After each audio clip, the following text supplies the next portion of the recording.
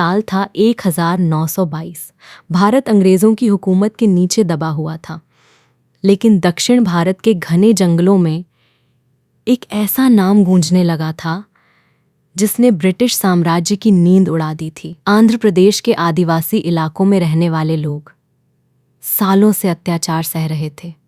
अंग्रेज़ों ने जंगलों पर कब्जा कर लिया था।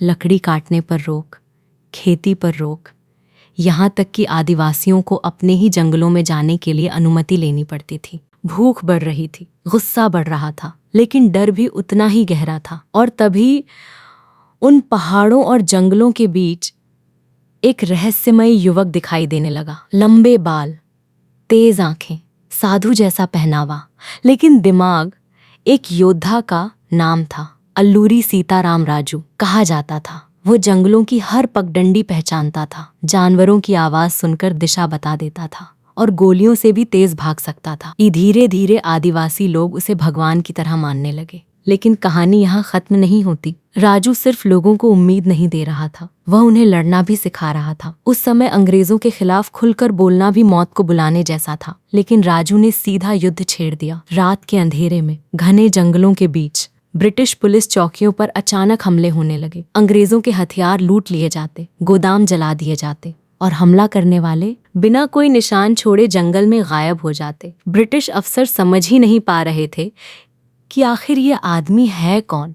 कुछ लोग कहते थे उसके पास जादुई शक्तियां हैं, गोलियां उसे छू नहीं सकती, लेकिन सच इससे भी ज्यादा खतरनाक था। राजू को अपने लोगों का दर्द समझ आता था और वही दर्द अब विद्रोह बन चुका था। 1922 से लेकर 1924 तक रामपा क्षेत्र के जंगल युद्ध का मैदान बन चुके थे। अंग्रेजों ने हजारों सैनिक भेजे, इनाम घोषित किए, पूरे गांव जला दिए गए, लोगों को पेड़ों से बांधकर पीटा गया, लेकिन हर बार जंगल राजू को छुपा लेते। और फिर एक नई रात, एक नया हमला। इतिहास के पन्नों में इसे रामपा रिवोल्ट कहा गया, लेकिन उन आदिवासियों के लिए ये उनकी आज़ादी की आखिरी उम्मीद थी। राजू अपने साथियों से कहता था, अंग्रेज़ों की ताकत है, अंग्रेज़ों की ताकत, लेकिन हमारी ताकत ये जंगल है। उसके शब्दों ने डर को गुस्से में बदल दिया। अब आदिवासी किसान, शिकारी,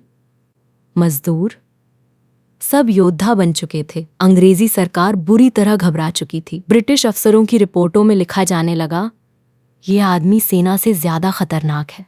और फिर ब्रिटिश सरकार ने एक खतरनाक फैसला लिया। राजू को जिंदा या मुर्दा पकड़ना। पूरे इलाके की नाकेबंदी कर दी गई, जंगलों में चौकियां बना दी गईं, हर गांव पर नजर रखी जाने लगी। धीरे धीरे राजू और उसके साथी थकने लगे, खाना कम पड़ने लगा, छिपने की जगहें खत्म होने लगी, लेकिन राजू ने हार नहीं मानी।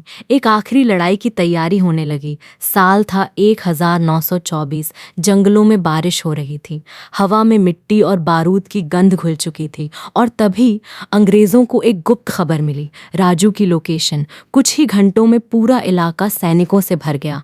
घने जंगलों के बीच चारों तरफ बंदूकें तान दी गईं। और फिर वो क्षण आया जिसने इतिहास बदल दिया। अल्लूरी सीताराम राजू पकड़ा जा चुका था। कहा जाता है गिरफ्तार होने के बाद भी उसके चेहरे पर डर नहीं था। अंग्रेज अफसर चाहते थे कि लोग उसे टूटता हुआ देखें, लेकिन राजू शांत खड़ा रहा। उसकी आंखों में वही आग थी जो पहली लड़ाई के दिन थी।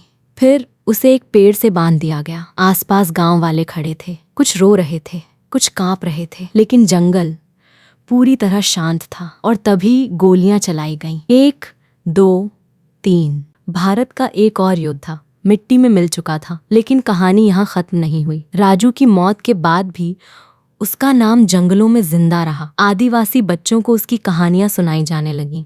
लोग उसे मन्याम वीरुडु यानी जंगलों का वीर कहने लगे। अंग्रेज राज समझ चुका था कि बंदूकें शरीर को मार सकती हैं, लेकिन विद्रोह की आग को नहीं। आज भी आंध्र प्रदेश के उन जंगलों में जब हवा पेड़ों से टकराती है तो ऐसा लगता है जैसे इतिहास अब भी उसी नाम को पुकार रहा हो, अल्लूरी सीताराम राजू।